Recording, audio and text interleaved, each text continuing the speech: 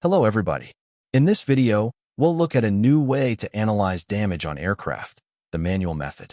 It's available in the aircraft module of the Creaform Integrity Suite on single-curvature surfaces. It's useful for isolating damages that are relatively shallow.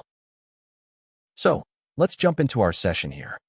To activate this damage detection method, you'll need to head to the parameters page of the workflow and select Manual instead of Automatic, which is the default behavior. Then, on the damage selection page, you can either identify the damages manually using a target or select the general area around one to let the software identify it. I've already done a few here, but let me add another one.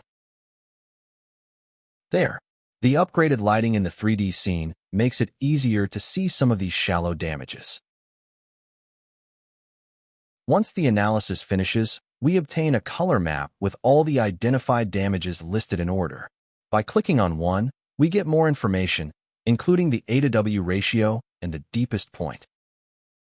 Scroll down to the Tool Contact Points icon to visualize just how the straight edge contacts the surface.